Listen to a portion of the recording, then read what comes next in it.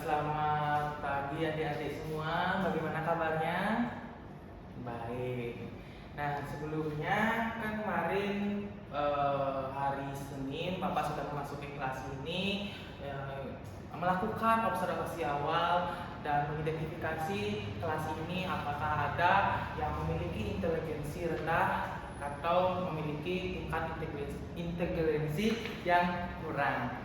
Nah, jadi di sini Bapak sudah membawa rancangan RPBK, yaitu ada yang tahu sebelumnya RPBK itu apa? Nah, jadi Bapak di sini jelasin ya. RPBK itu yaitu rencana pelaksanaan bimbingan konseling. Nah, tahap-tahapannya yang pertama itu kan kemarin Bapak sudah melakukan mengidentifikasi masalah atau observasi bagaimana di kelas sini inteligensinya. Nah, setelah Bapak mengetahui ada faktor yang menunjukkan ada yang memiliki inteligensi rendah, nanti Bapak akan jelaskan di sini ya. Ada nanti Bapak memberikan gambaran yang mana inteligensi rendah, yang mana yang inteligensi tinggi. Nah, baiknya sebelum kita mulai RPBK ini, rencana pelaksanaan layanan ini, marilah kita berdoa dulu. Berdoa sepimpin, berdoa dimulai. Berdoa selesai. Oke. Nah, selanjutnya kita di sini kan dari kelas 11 kelas A ya. Nah, di sini ada berapa murid? 32. Oke. Nah, di sini cuma waktunya 30 menit ya. Bapak akan melaksanakan rencana pelaksanaan bimbingan konseling ini selama 30 menit. Nah, terus bidang layanan yang Bapak akan berikan kepada kalian yaitu bidang pribadi dengan jenis layanan bimbingan klasikal. Nah, klasikal itu dimana kita itu di kelas satu kelas ini gitu. Nah, nanti kalau misalkan sudah melihat hasilnya, nanti kita yang memiliki inteligensi rendah akan mengikuti tes atau bimbingan kelompok atau konseling kelompok seperti itu ya, sepakat ya. Nah, adapun standar potensi yang akan dicapai dalam RPBK ini yaitu memahami inteligensi kecerdasan. Nah, adapun kompetensi dasarnya yang dimana siswa mampu memahami dan mengenali inteligensi kecerdasan dirinya ya, dan menerapkan dalam kehidupan nyata seperti pribadi, sosial, dan karir seperti itu.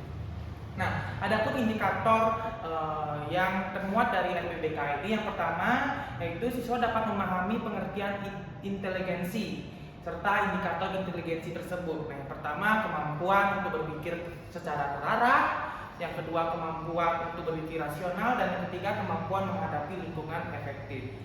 Nah, terus aspek yang kedua, indikator kedua itu siswa dapat mengetahui contoh-contoh orang yang memiliki inteligensi rendah atau tinggi seperti itu.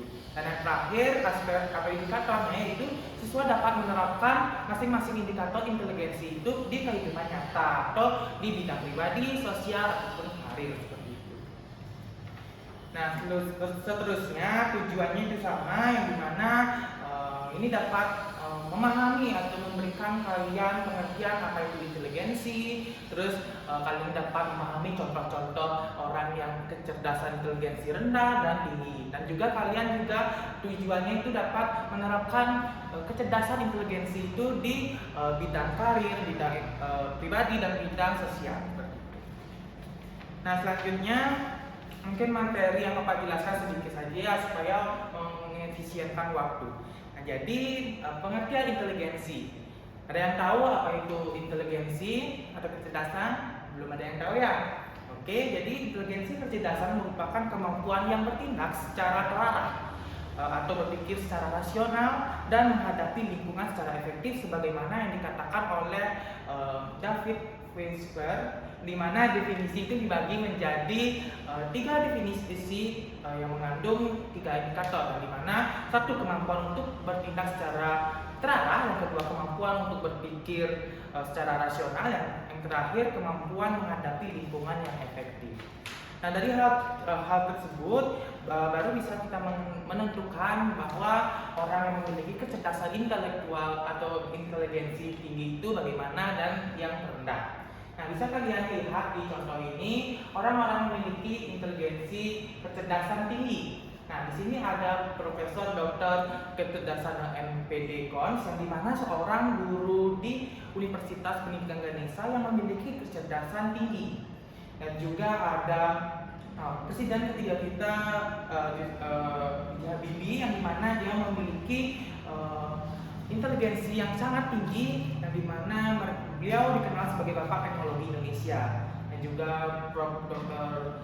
Ketut Darsana itu juga menjadi jenjang tinggi, dia menjadi guru profesor besar di universitas tersebut, dan itu menjadi guru besar dan bimbingan konseling. Nah, itu membuat inteligensinya menjadi tinggi seperti itu. Nah, ini ada juga Ayunda, terus juga ada Profesor Nelson. Itu orang-orang tokoh-tokoh di Indonesia maupun di dunia itu memiliki inteligensi atau kecerdasan yang tinggi. Nah, kalau misalkan kecerdasan yang rendah, bagaimana cara melihatnya? Nah, ini ada satu peristiwa di mana guru saat menjelaskan, terus anak-anak di belakang tidak mendengarkan, terus menunduk, terus fokusnya itu di luar kelas, terus juga mereka itu tidak mendengarkan orang yang saat bicara. Nah, itu termasuk inteligensi rendah. Nah, jangan sampai di kelas ini ada seperti itu, supaya tidak mencerminkan inteligensi rendah ya. Itu sebagai contoh dalam melihat bagaimana orang yang memiliki inteligensi atau kecerdasan tinggi dan rendah ya. Nah, jadi sudah mengetahui kalian tentang hal tersebut, bahkan Bapak kemarin sempat hari pertama kesini sudah membagikan buku harian ya, bagaimana kalian mencatat hal-hal atau perilaku inteligensi dan memberikan skor tersebut. Kalian sudah mengisikan semuanya? Ya sudah. Nah, kemarin kelompoknya sudah memberikan di WA Bapak tentang hasil atau dari buku harian tersebut. Nah, jadi setelah Bapak baca itu, ada yang memiliki inteligensi rendah, ada yang memiliki inteligensi tinggi di sini. Nah, jadi sekarang kita akan memasuki tahap inti ya teman-teman atau adik-adik semua, yang bagaimana dan di sini Bapak akan menggunakan suatu teknik untuk bisa mencoba atau menerapkan indikator inteligensi kecerdasan itu, yang ada tiga indikator ya, di mana berpikir yang arah, berpikir rasional seperti itu. Nah, di sini Bapak menggunakan teknik behavioral, yang dimana counseling behavioral dengan teknik role playing. Ada yang tahu apa itu teknik role playing sebelumnya? Ada tahu? Oke, Bapak di sini jelaskan. Nah, teknik role playing itu yang dimana kita bermain peran. Nah, bermain peran itu bagaimana kita memerankan suatu tokoh atau individu, atau diberikan suatu studi kasus atau masalah yang bisa kita pecahkan dan bisa kita rasakan secara real, walaupun sedang berakting, tetapi itu memberikan dampak yang signifikan pada kita dalam melihat inteligensi kecerdasan masing-masing. Ada yang setuju atau ini berpendapat? Nggak ada? Oke.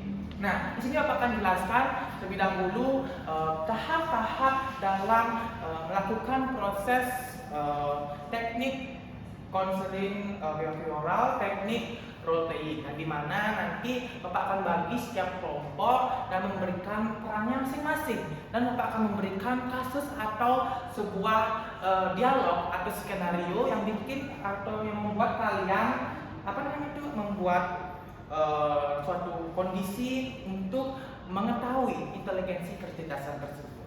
Ada paham semuanya? Oke, sekarang Bapak udah mengatur ya, kelompok itu 3 orang, ini 4 orang ya, di sana 5 orang.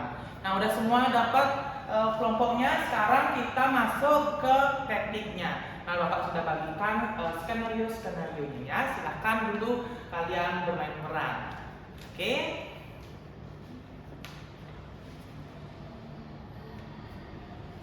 Nah, kalian saat bermain peran itu Bapak sudah akan mengobservasi gejala inteligensi kecerdasan di saat kalian memperhatikan teman sedang dialog, bagaimana gejala perilaku yang nampak ya.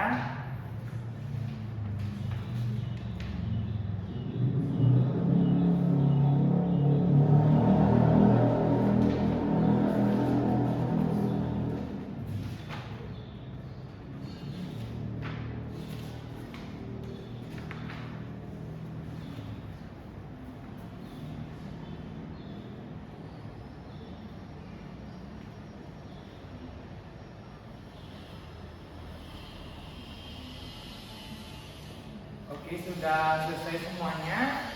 Nah, silahkan kembali ke tempatnya masing-masing ya. Sudah.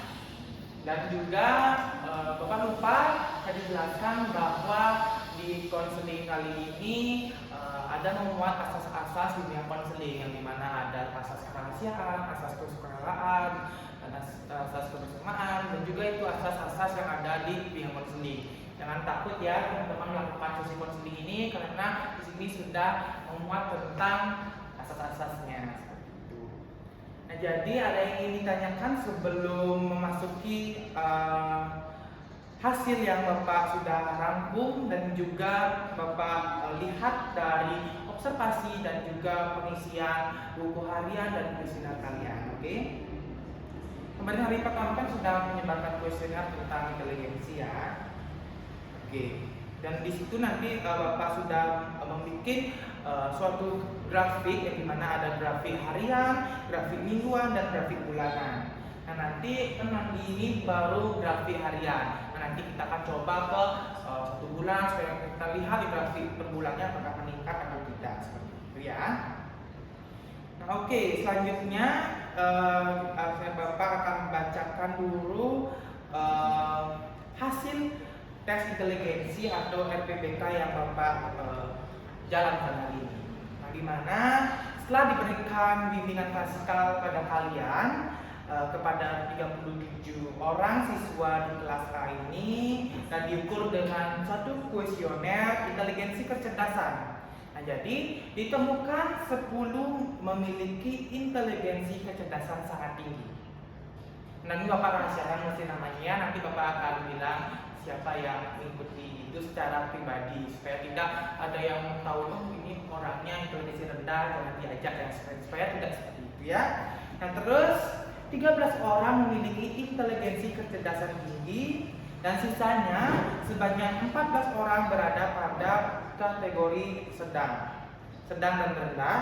Dan rendah sekali itu sehingga penting untuk memperhatikan atau mengikuti bimbingan kelompok dalam rangka meningkatkan inteligensi kecerdasan. Dalam proses bimbingan kelompok akan Bapak berikan nanti pada saat waktu berikutnya. Nah, nanti Bapak akan sajikan nama-nama di satu kertas, dan kalian nanti bisa melihat di sana. Nah, jadi teman-teman yang sudah memiliki inteligensi kecerdasan tinggi tetap harus mengasah dan mengontrol supaya inteligensi itu kecerdasan kalian tetap berkembang. Yang bagi teman-teman yang memiliki inteligensi rendah atau kurang, jangan berkecil hati, karena ini kita bisa mengasah dan mengetahui mana negatif dan positifnya inteligensi rendah, dan juga meningkatkan inteligensi tinggi, seperti itu. Itu hasilnya pada proses RPBK klasikal, dunia klasikal tentang kecerdasan atau inteligensi dengan teknik role play. Mungkin itu saja, karena sudah 20-30 menit. Terima kasih sudah mengikuti RPBK atau mendengarkan penjelasan Bapak tentang kecerdasan atau inteligensi ini ya. Terima kasih. Mohon maaf apabila ada kesalahan kata-kata atau perbuatan Bapak saat memberikan dunia klasikal ini, mohon dimaafkan. Saya harap kalian memiliki kecerdasan tinggi seperti Profesor Dr. Kecerdasannya ya, seorang guru besar di universitasnya Jakarta. Terima kasih semuanya. Saya tutup dengan Pranama Santi. Om Santi Santi Santi Om. Assalamualaikum warahmatullahi wabarakatuh. Salam sejahtera untuk kita semua. Shalom, namo buddhaya, salam kebajikan dan salam harmoni. Terima kasih.